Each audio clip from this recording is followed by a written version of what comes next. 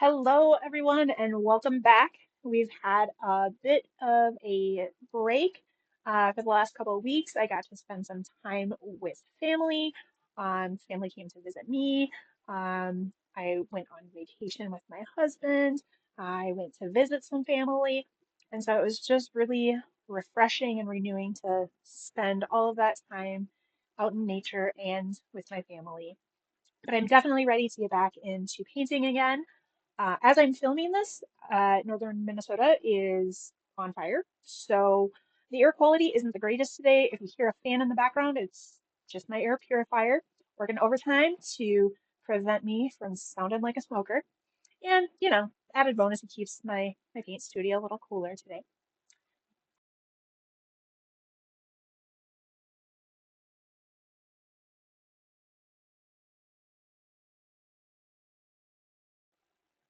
Today we're making another handmade watercolor birthday card for a family member who is a very bright and sunny person. And so I thought a yellow daylily would be appropriate for her. I've never actually painted a daylily before. I definitely had to look it up and check out the reference photos to see how they're kind of laid out. And in the end, I'm not going to end up with a botanically perfect lily, but something that just looks like a lily.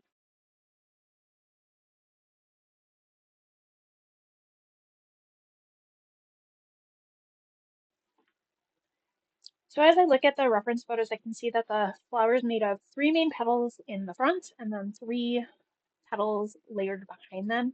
It gives it kind of a Star of David appearance. And this is kind of funny because without giving too much away, I am thinking about adding a lily to my Bright Star intuitive painting that I have had been working on for the last couple of months. So this birthday card feels like a fun chance to practice before I work on that larger painting. So as I start sketching this out, I'm just sketching simple petal shapes. They are pretty rounded, like pebbles.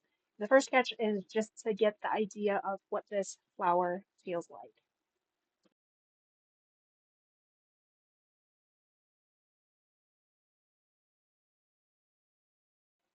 So now that I've got kind of the main idea, I'm going to clean it up.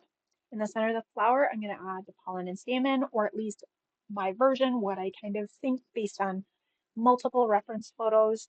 Um, Once those are in place, it starts to look more like a flower.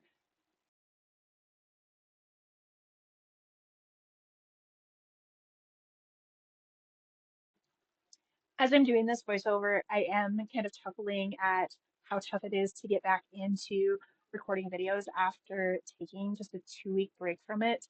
Um, I don't naturally stop and pull my hands away from the painting to give myself that break to edit, to allow myself to make cuts to the video or change words and stuff.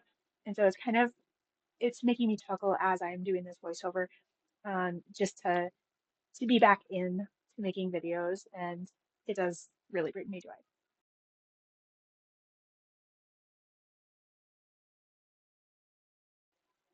So enough of the sentimentality, back to this sketch that I'm making. So the back petals I notice are a little bit more pointed.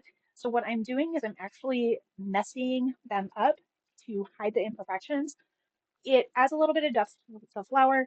It actually messing them up makes it look more realistic.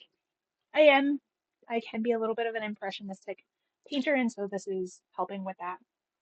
One of the reasons that I choose to travel sketch, which this is a version of travel sketching, is that it's quick.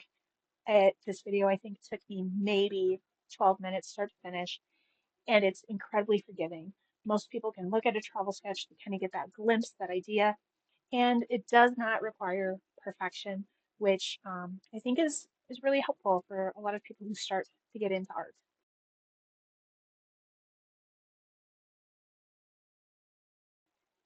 As I continue to make my way around the flower and sketching and kind of roughing up the edges of the petals, I am also adding a few shadows to help separate the petals and kind of define the petals and make them look more like a lily. Um, I don't know if they're necessary, but they are kind of helping me to visualize this as a flower. One of the things that I love about daylilies is that they grow in these huge clumps of grass. So instead of worrying too much about individual stems, I'm just going to sketch a bunch of grassy lines all around the flower.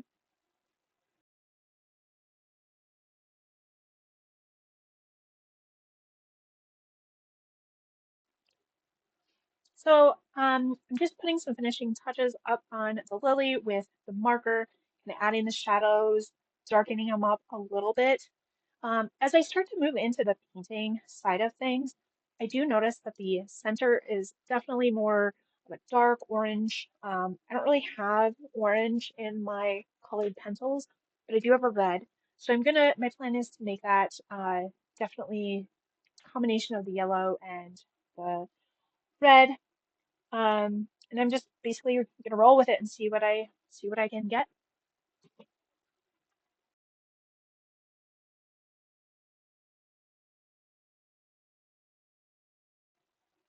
So I'm starting with the yellow pencil for no other reason than I'll be going over the yellow sketch with some some red. So I know I'm going to want to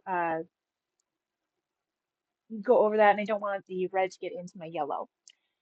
Then I'm going to go into the green net, or oh no, it looks like I'm going with the red next, and I'm just very lightly touching the top of the yellow.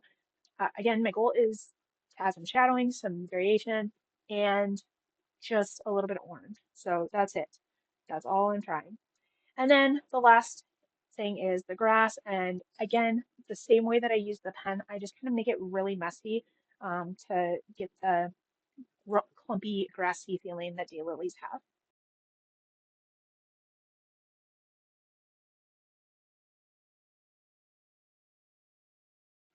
So once again, I'm back in the swing of recording.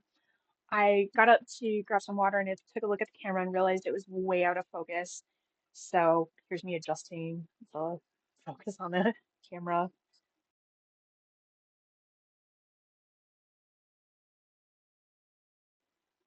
So as I add water to the watercolor pencil, I'm going to start with the outer side of the yellow so that I'm starting with the lightest color first. And then I'm going to add water to the outside of the flower that gives the background just a light yellow, soft background rather than painting it a sky blue or putting grass in the background. It's just more of almost like a bleed into the background.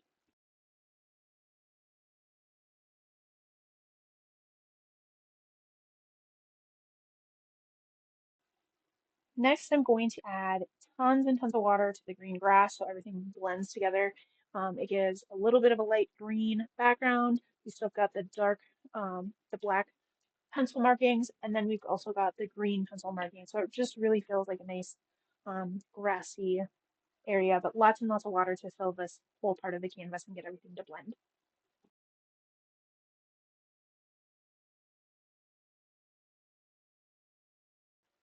Next comes the moment we've all been waiting for to see how that red handles, and it blends beautifully right into a nice bright orange, what I was looking for. I can see that there's lots of water that's kind of drifting from this flower. It looks um, very beautiful. I don't know that it's an action. It looks like a daylily. Please let me know what you think, how I could have done to improve making a lily.